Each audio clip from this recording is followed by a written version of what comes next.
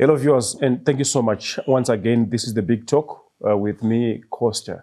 On 28 July, the Cabinet considered and approved the proposal to introduce a bill that will empower or that will give the municipal police arresting powers in line with the devolution elements. And to discuss this, I am joined in the studio by Precious Shumba, the Harare Residence Trust Director. Welcome, Director, to The Big Talk. Thank you very much. Yeah, let me just get straight to it. What is your reaction to the proposal to give municipal police arresting powers? Overall, it is a good proposal. It has been on the table for a very long time. Local authorities, urban local authorities, particularly represented by the Urban Councils Association of Zimbabwe, have been pushing for that, to have the arresting powers for their municipal police and to have municipal courts. Unfortunately, the government under ZANU-PF has been very reluctant, and it came as a surprise to us that when people had become tired of the lobbying, the advocacy around granting municipal authorities the power to arrest, suddenly Cabinet considered and passed the principles of the bill to say we are going to have a municipal police and courts bill. And to us, it came as a surprise and raised a lot of questions. One of the questions is what has triggered this sudden change of heart. For a very long time, they were reluctant. And in some circles, they argued that we can't have two officers commanding a province. And Harare is a metropolitan.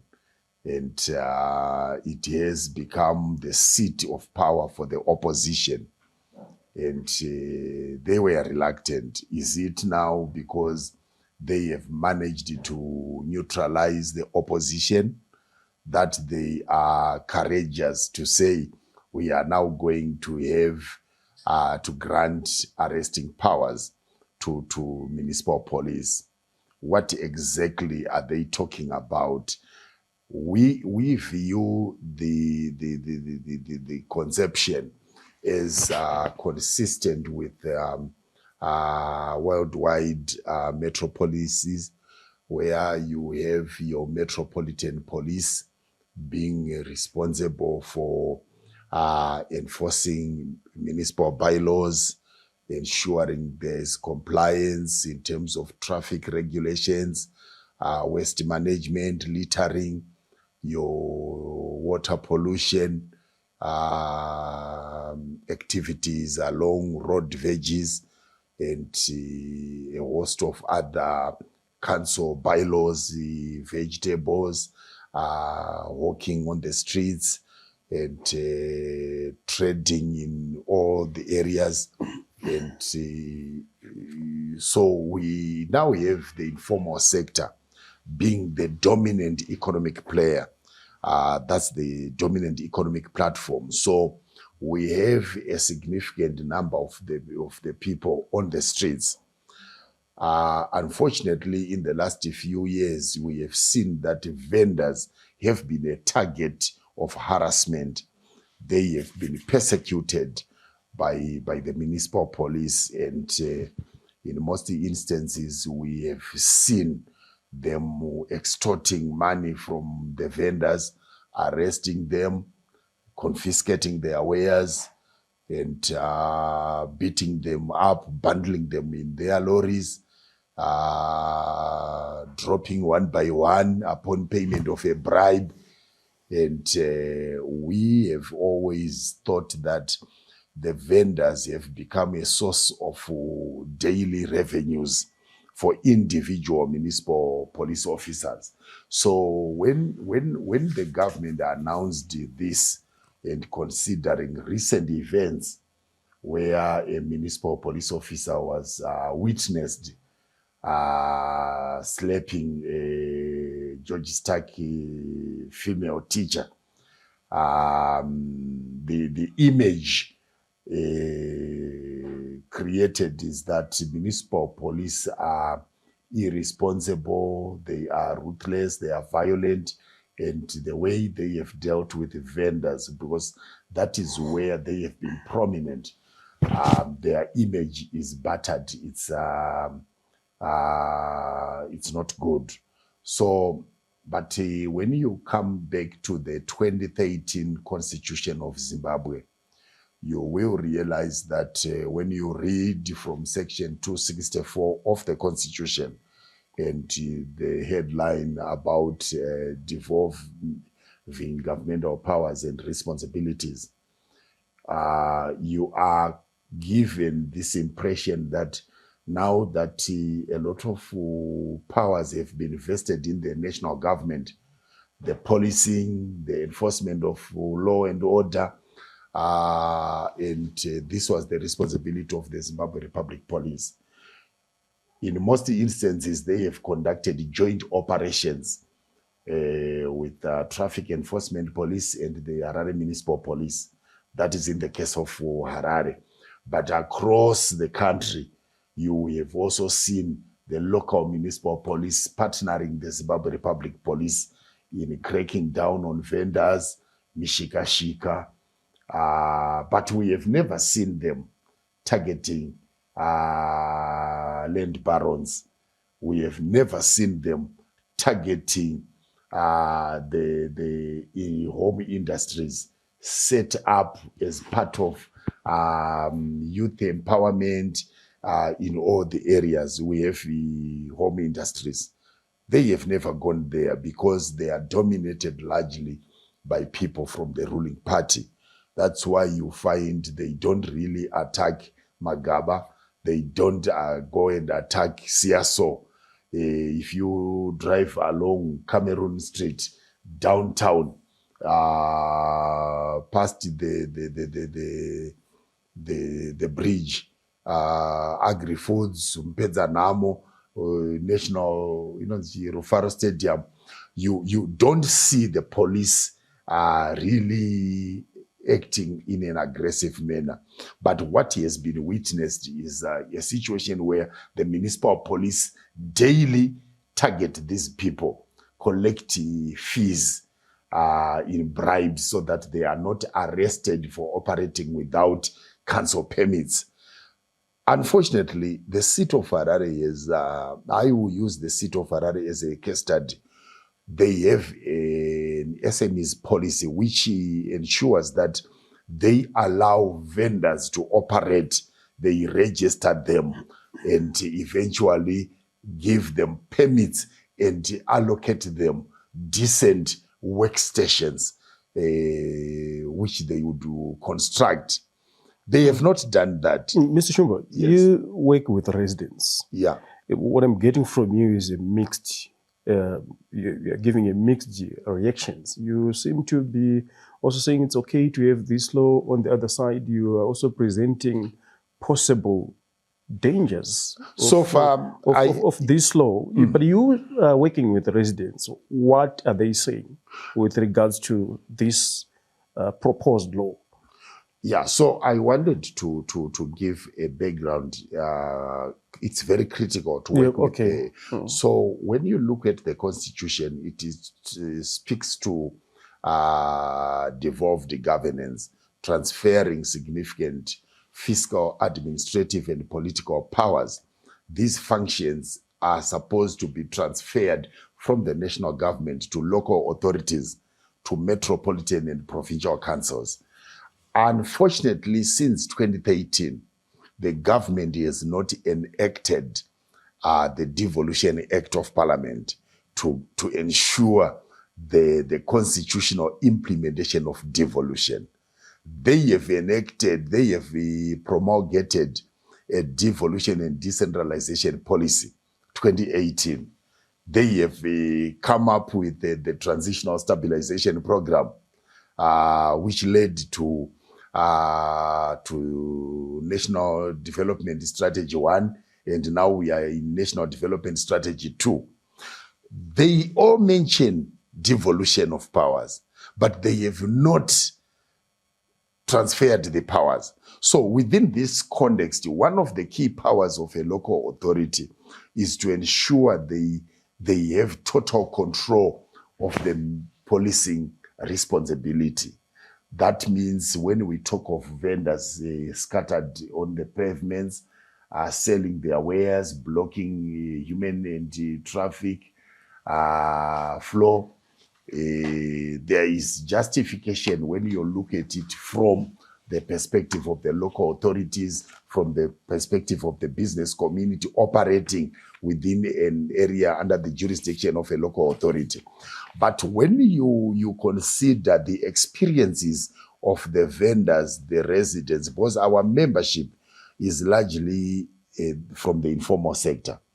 These are people who are harassed daily, who have wounds, who have been hurt, whose wares have been confiscated, and some have been arrested, some had their stores demolished without cause, without a court order.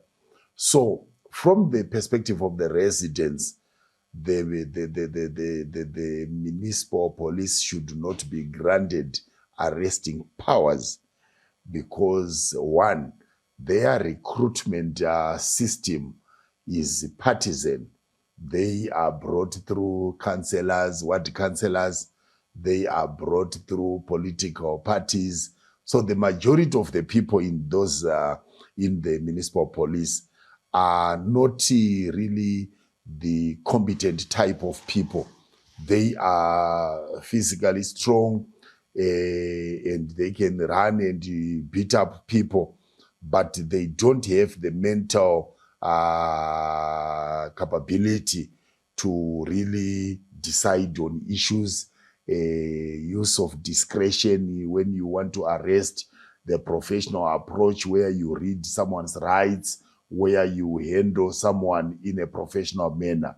So our fears are largely around the competencies, but issues of competency can be addressed through systematic capacity building,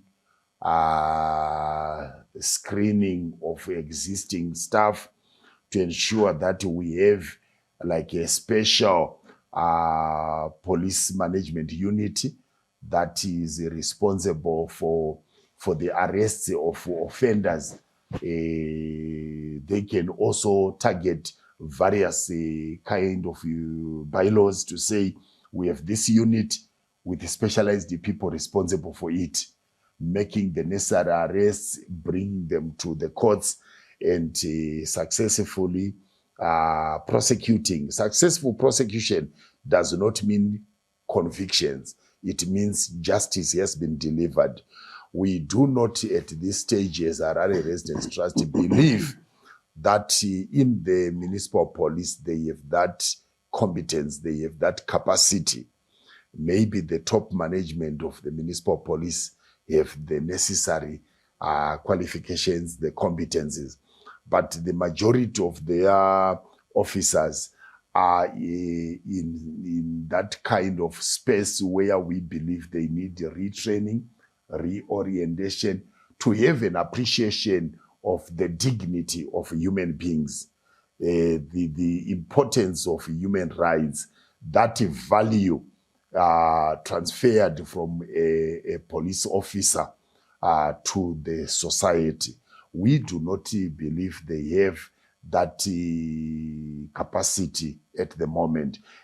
So our expectation has been that if they are being granted these powers to arrest, it must be in a gradual manner, introducing the units, human rights training, public relations, being civil, not being a force that is aggressive against the citizens, that is aggressive against the vulnerable members of society. So when we talk, a lot of residents are really afraid. They are frightened that their life will be a living hell under the municipal police. With the Zimbabwe Republic Police, they consider them to be more professional. Outside the political issues, the Zimbabwe Republic Police is very professional. The officers are decent, except, of course, in any institution, you encounter some rotten apples. But overall, people commend the highly skilled personnel that are deployed across the country, police stations, and even those who do patrols, who engage with communities. They have a community relations liaison office to deal with issues affecting community members. They have neighborhood watch committees. What are the structures that will be in place in the municipal police to effectively deliver on their mandate? And that is an issue that I think, as we evaluate what has just happened, we need to seriously consider what are the implications, political implications. Why suddenly the government has decided to grant municipal police arresting powers when for 3 decades they have refused. They have refused. Earlier on, you highlighted that this is what you exactly advocated for. Yes. Minus the surprise. Yes. That you have been caught 2 days ago. Exactly. Then, when you are advocating for the municipal police to be given arresting powers, what did you envisage? What kind of picture did you have that they will operate minus the surprise that you have been caught 2 days ago? Yeah. So major problems that we have witnessed. You know, they have council clinics, they have district offices, we have recreational facilities, community halls. They have been vandalized, and the municipal police are there. Their focus has been chasing after vendors. And to us, we were seeing a professional municipal police being there to safeguard public infrastructure, ratepayers' infrastructure, like your water installations, your community halls, your wetlands. Wetlands have been invaded. Land barons have been wreaking havoc in the communities, parceling out land initially set aside for schools, for health facilities. They have taken over land set aside for recreational facilities. Open spaces do not mean vacant. So we have seen land barons doing that, and we have not seen the municipal police taking that active role. And so when we were pushing to say we agree with the local authorities, they need these arresting powers. But when the local authorities were looking at having municipal powers, they want control, they want fundraising, they want to increase the revenues through fines, penalties, and a host of the bylaws that were enacted mostly during the colonial times. When you look at the bylaws, they are racist in character. They are discriminatory in character. They are irrelevant to the current context. because when you look at the vegetables, the issues of dogs, you know, our dogs in the village, we go around with them. They end up knowing everyone in the village, and during the day they don't attack anyone, but in the evening they safeguard their property. But one would say that this is a norm now in the region, even globally, that the municipal police granted arresting powers for effectively in our context to discharge their duties aligned to the devolution, because you are also the proponents of the devolution Exactly. being implemented, Yes. besides just being granted by the 2013 Constitution. So granting arresting powers is also one step or two towards effective implementation of the devolution. What must come first is the enactment of an act of parliament for devolution implementation through what we would call maybe a devolution act of parliament. When we have that, it must specify what specific powers have been devolved to local authorities, to provincial and metropolitan councils. Unfortunately, the government is pursuing a re-centralization agenda, what we would call a deconcentrated governance structure, where they simply disperse their offices to geographical regions, up to the district and to the ward, but decisions are made at the center. Similarly, when you look at what has just happened, they are structuring their message to say this is consistent with devolution, and we agree to a lesser extent that they really want devolution. What they want is a re-centralization. As they transition from being a subordinate of the Zimbabwe Republic Police to a unity that has arresting powers, that means they have gained an equal status with the state police. What is likely going to happen in our view is that they will be bringing in a lot of officers from the Zimbabwe Republic Police and recruiting them and fitting them into the municipal police as part of the command structure, as part of the transition. That alone, from a political perspective, it represents a threat to civil liberties. But you praised the police. You said they discharge their duties in a dignified way. Yeah, so what would be wrong for the council to recruit people who are professional? It's a double-edged sword. You are looking at the police when they are discharging their ordinary functions. But when you also realize that in our context there is high contestation around Constitutional Amendment Act number 3.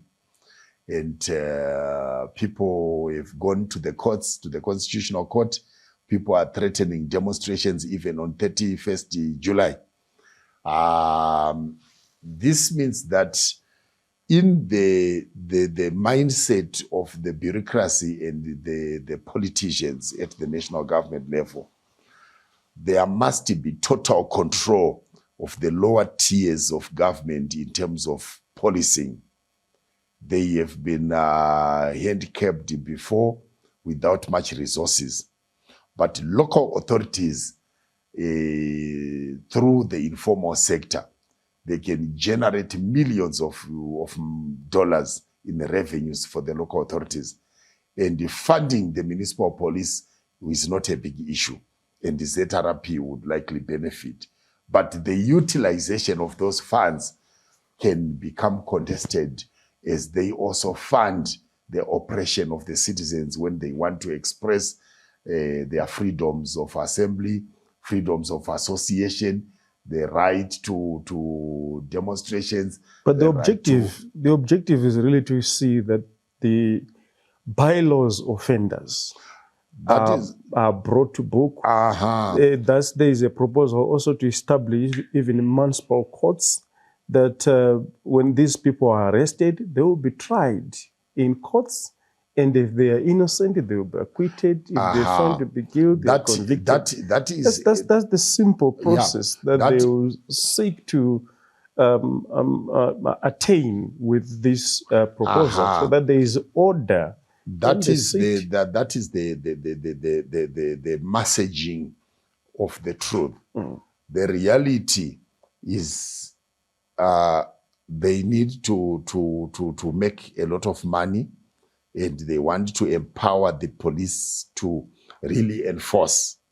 They want to deal with the decency. But when you are looking at the operation, you are seeing that once we address the essential needs of the citizens, for example, if we address availability of water, if we address the question of housing, if we address the question of job creation, you are not going to see a lot of vendors on the streets. These are wrong priorities. The priority should be to absorb those people in the informal sector who are struggling daily to fend for their families, to give them sustainable livelihoods through job creation, establishment of decent workstations where they can thrive and innovate, establishment of innovation hubs. So the priority is to address the needs of the people, provide water, provide adequate decent housing, address the issue of education, create jobs so that people become self-sustaining in terms of how they sustain their lives. Now, people are desperate. They are selling all over the place. The reason why we have vendors all over the place is a political decision.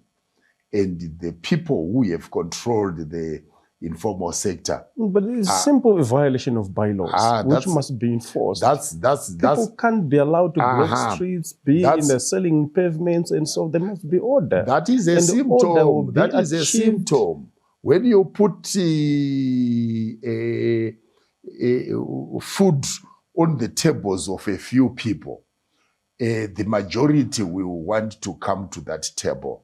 And the people are simply following where the people are working, and they are in the informal sector. Look at how the Coca-Cola corner, it was said it's a place where people can do informal jobs, but they have not invested in completing that structure.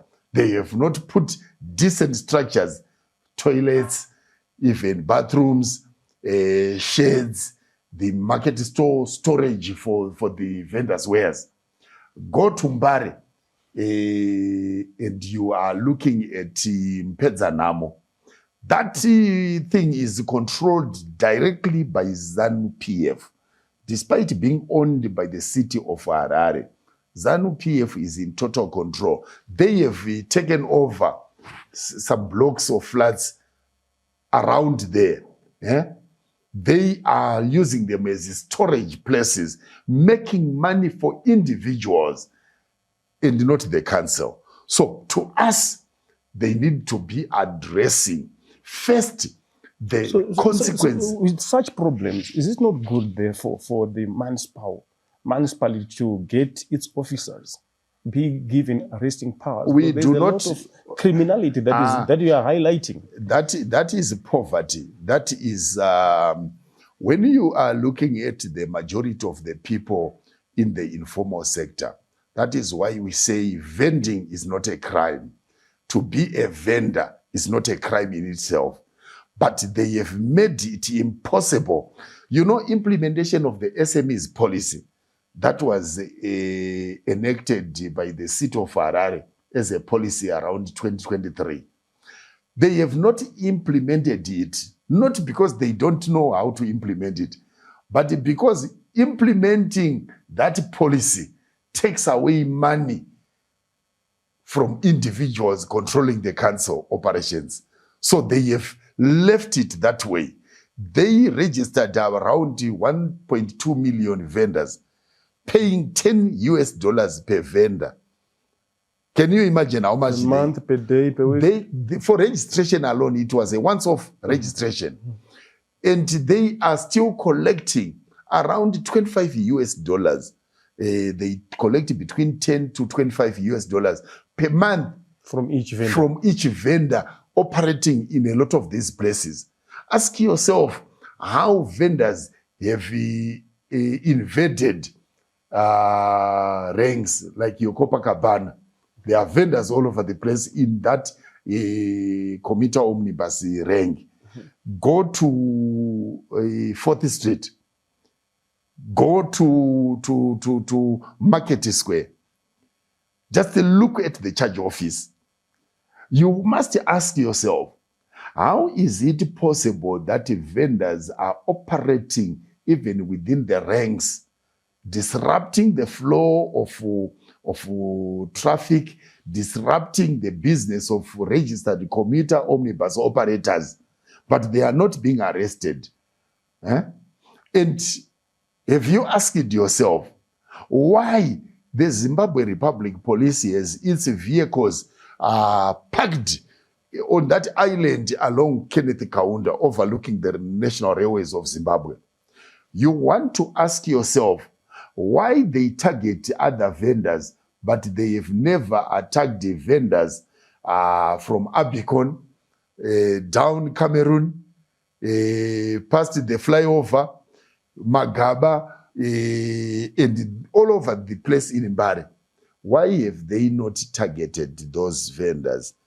Because they are safeguarding their own political party interests and not law enforcement. To us, as the Harare Residents Trust, we believe that granting municipal police the powers to arrest bylaw offenders should be accompanied by a rigorous transformation of the institutional framework to establish a framework that supports the livelihoods of people, that supports the integration of the people in the periphery to be active players in the political economy of our city.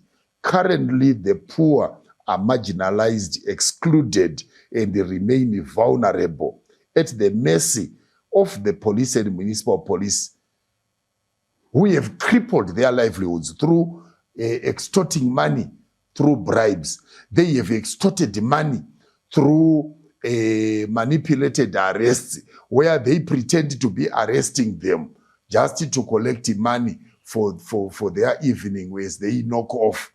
But we wonder, is that a cartel? What is the structure of the arrest?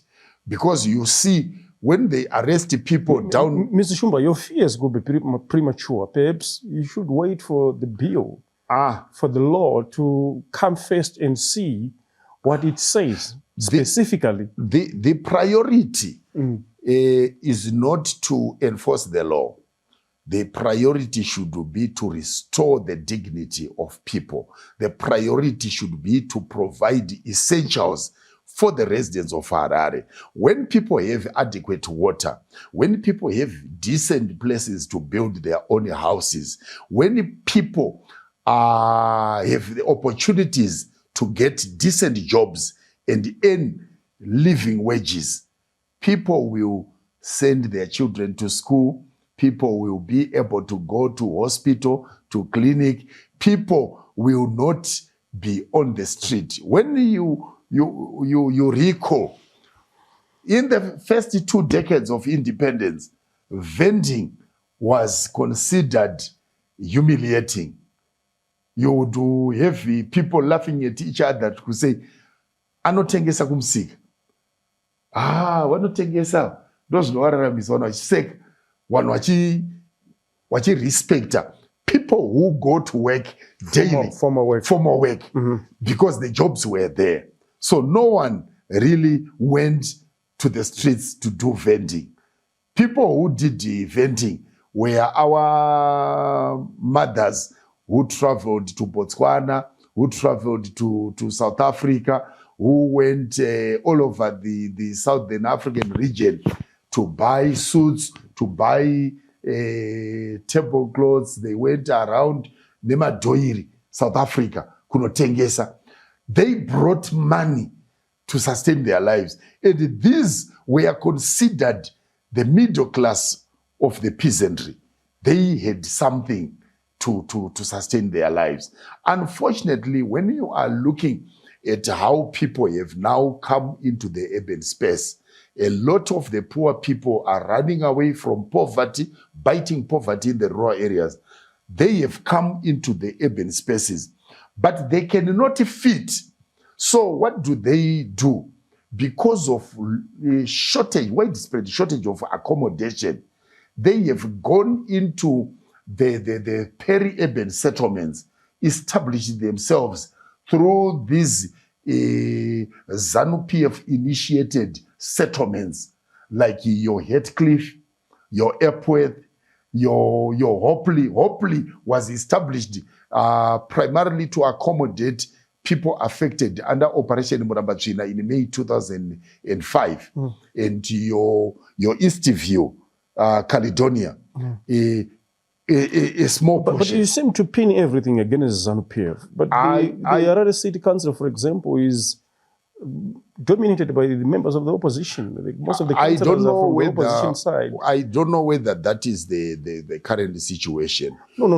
That's factual. A number of councillors. It's a factual, it's theoretical, because when you look at the Triple C in the last election in 2023, they had people led by Nelson Chamisa.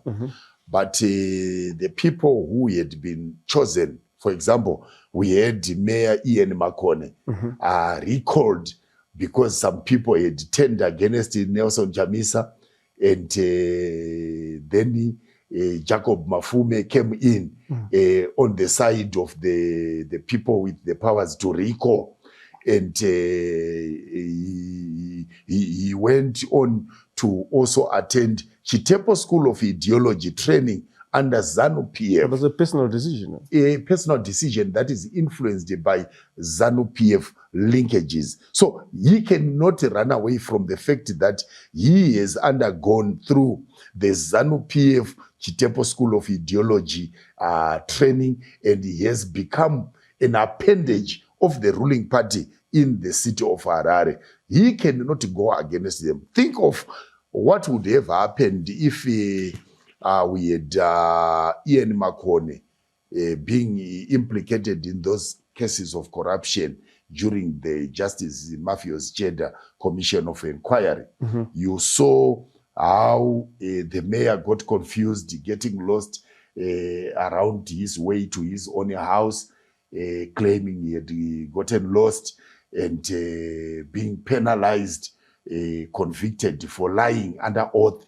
And you saw all the allegations raised by engineer Osaya Chisango against the council. You saw the serious allegations raised by Bosman Matenga Rufu from the Human Capital Department, raising serious allegations about the corruption. That's one man. What about the rest of the councillors? I'm talking about the structure. So when you are looking at the ruling party that we know, the government that we know, if it were any other time, by now, you would have seen arrests of people. You would have seen people being held before a disciplinary committee to say, we want you out of office. But what have we seen? So you mean the whole Harare City Council has been captured? They have been captured by ZANU-PF. By ZANU-PF. ZANU-PF now controls the Harare City Council. Look at the deals that are taking place. The Helcro water deal with that involves the Ministry of Local Government and Public Works, the Helcro water, and the city of Harare. Mayor Jacob Mafume represented. What is wrong with that deal? You cannot impose a public policy without involving the citizens. The citizens must be consulted. The citizens must be aware. There is absolutely nothing in being innovative, in bringing in private-public partnerships. There's nothing wrong. However, when you are introducing something for public consumption, you must have legitimacy. You must bring in the people. Citizen participation is a critical component of a democratic governance architecture. So when you are looking at the councillors, they have become weak because they cannot fight against their mayor. If they do, they risk being recalled. And if they are working in the presence of Section 129 of the Constitution, they fear a 1K, they fear being recalled. So they agree, not because they want to agree, but they want to protect their positions. And this has made them very weak. So when we are looking at that, you ask yourself, why is the ruling party, we know them to hate opposition, why are they so nice now when they are talking about Harare? You have seen travels by government delegations. But at the next opportunity, when you are allowed to vote, you can retain your councillors, you can have your own mayor from the opposition. The law will still be there. No. But you are seeing that when we are talking about the arresting powers, we want to be talking about, let's talk about the capacities of the council to deliver without a Devolution Act of Parliament. Without a Devolution Act of Parliament, most of their decisions will be referenced to the national government for final decision. When they want to recruit their top managers, they have to go through the local government board. When they want to make critical decisions like allocation of residential stands above 8 stands, they want to go to the Department of Physical Planning for approval. That means when that architecture is there, there are no real powers with the local authority. The local authority is really an extension of the ruling party's agenda. That is why you see the Chambuta orphanage by the First Lady has been taking money from our local authorities, where local authorities are just commanded to be contributing towards it as an act of charity. They have done that.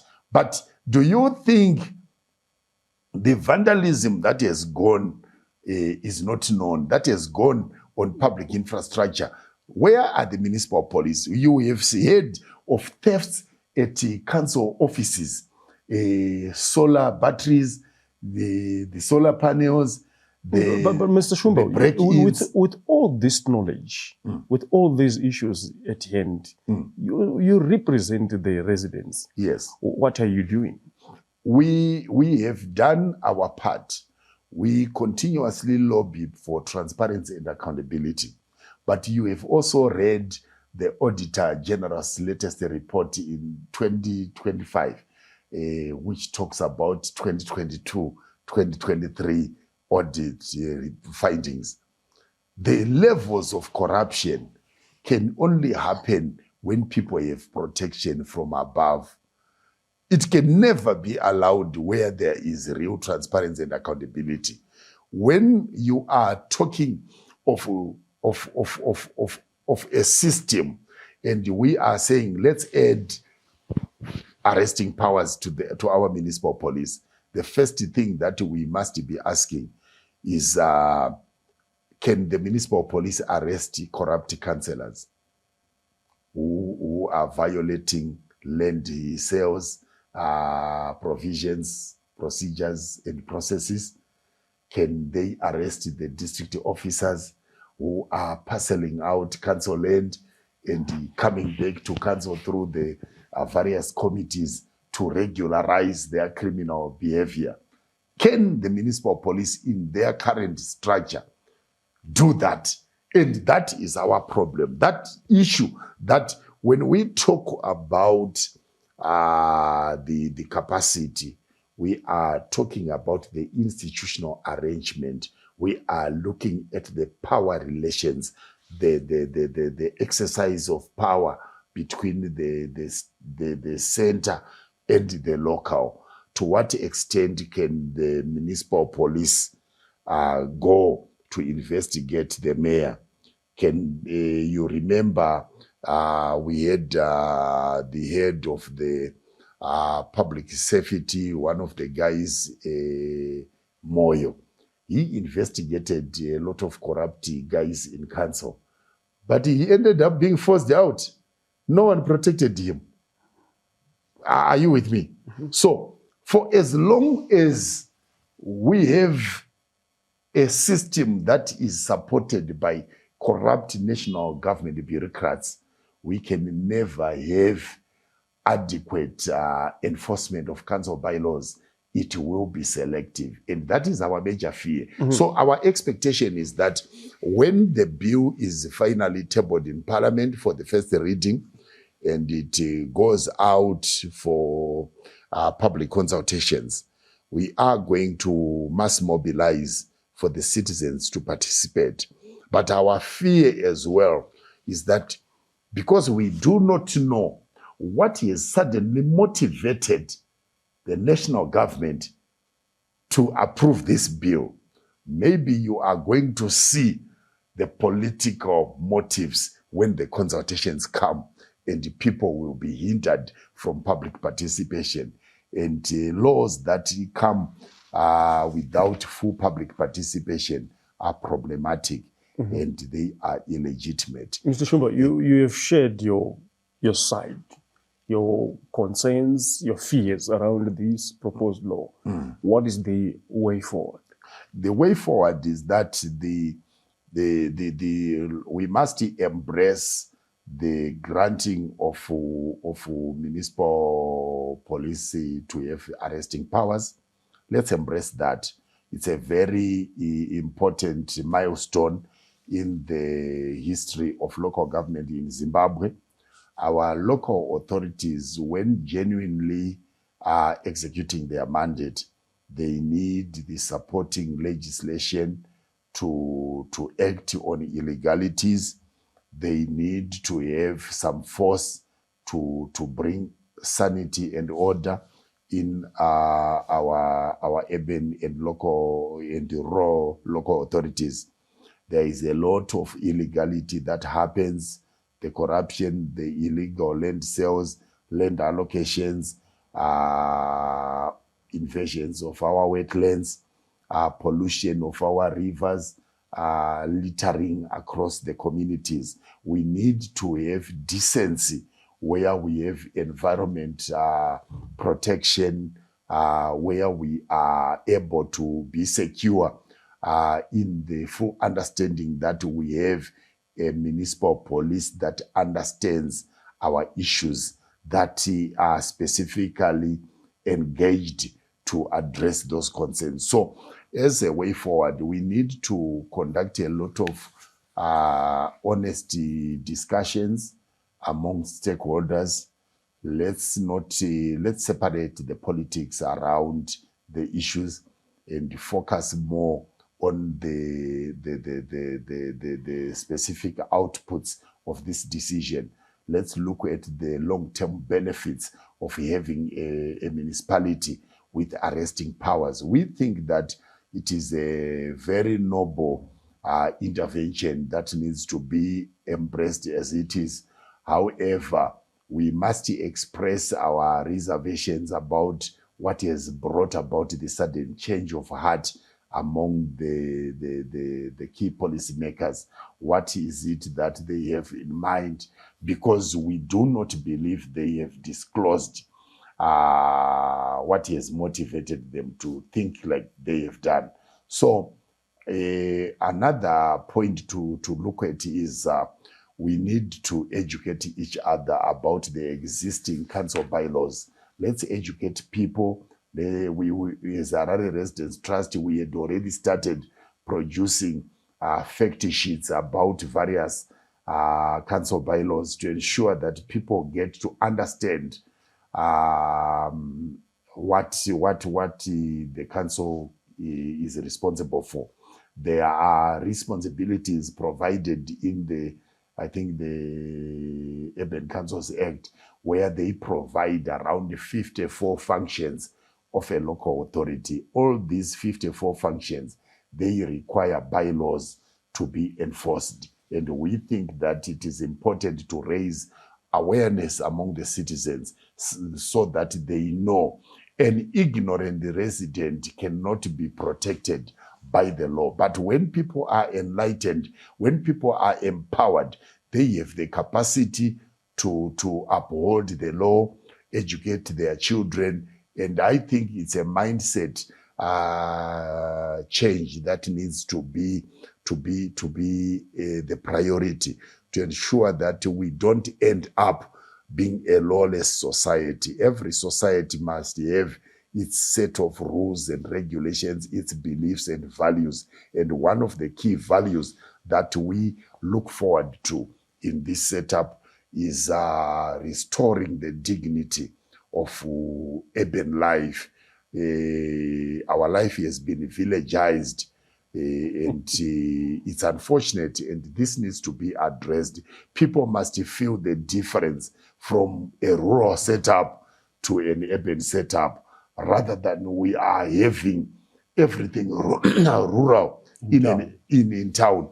And that's most unfortunate. So I think we need to commend the government for finally heeding the cause of local authorities, heeding the cause of residents, to have the business community will particularly be excited, because they have been suffering because vendors are operating outside their businesses and in violation of council bylaws. So if there is transparency, there is accountability in the enforcement of the bylaws, you are going to see reorganization of the informal sector to comply with the law while upholding human rights and our Ubuntu as a people. Thank you so much, Mkoma Precious. Dinotenda school. Dinotenda. Thank you very much.